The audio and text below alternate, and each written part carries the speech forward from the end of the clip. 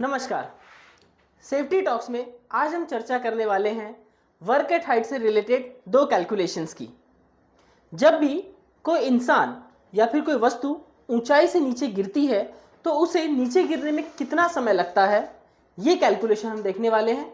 साथ ही दूसरा कैलकुलेशन हम देखने वाले हैं कि जब भी इंसान या वस्तु ऊपर से नीचे गिरते हैं तो इंसान के ऊपर कितना इम्पैक्ट आता है। आइए देखते हैं।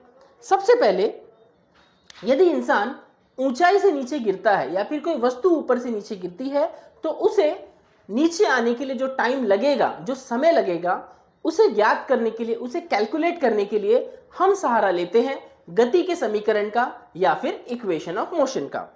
इक्वेशन ऑफ मोशन है s is equal to ut plus half gt square, जहां पे s है वो डिस्टेंस या फिर वो हाइट जहां से इंसान या वस्तु गिर सकते हैं, u है इनिशियल वेलोसिटी, t है वो वक्त, वो समय जिसमें इंसान या वस्तु ऊपर से नीचे गिर सकते हैं, जिसे हम सेकंड में कैलकुलेट करेंगे, g है एक्सेलरेशन ड्यू टू ग्रेविटी जिसका मान कांस्टेंट होगा, दैट विल बी 9.8 मीटर पर सेकेंड स्क्वायर।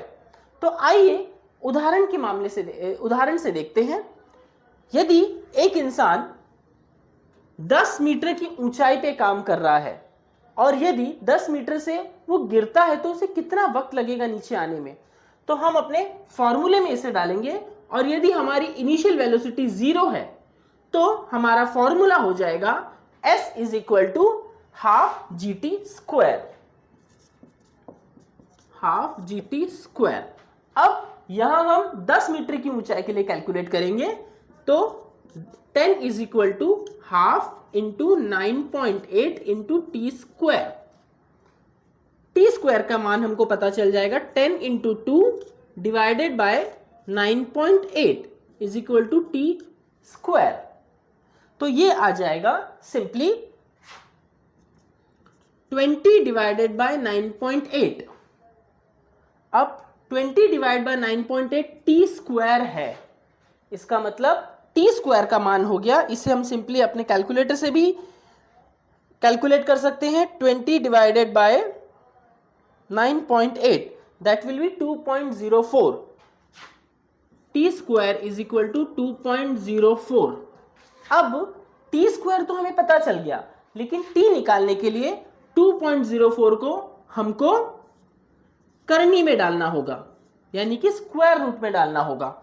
तो t is equal to square root of 2.04 that will be 1.4 second. यानी कि जब इंसान 10 मीटर की हाइट से नीचे गिर रहा है तो उसे मात्र 1.4 सेकेंड लगेंगे नीचे आने के लिए।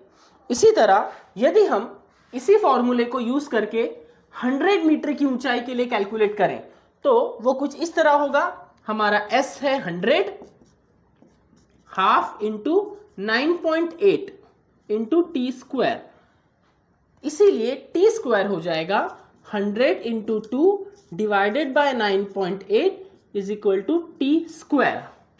अब यदि इसे हम कैलकुलेट करें तो ये होगा 200 divided by 9.8 is equal to T square, यानी कि टी स्क्वायर हो जाएगा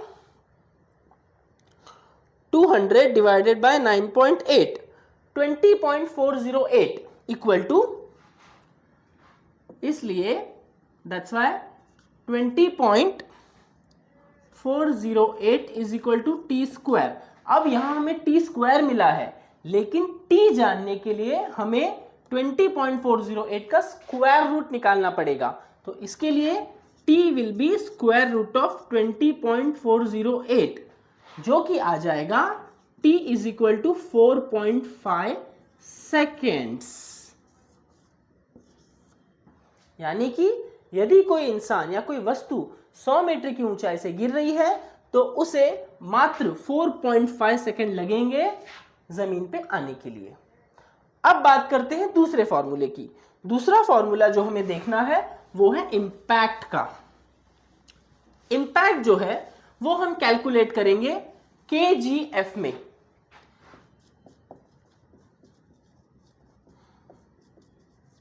केजीएफ, जिसे हम किलोग्राम फोर्स कहते हैं।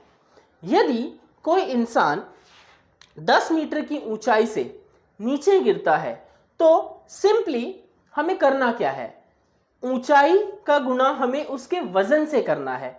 तो यहां हम मान लेते हैं कि वेट ऑफ पर्सन इज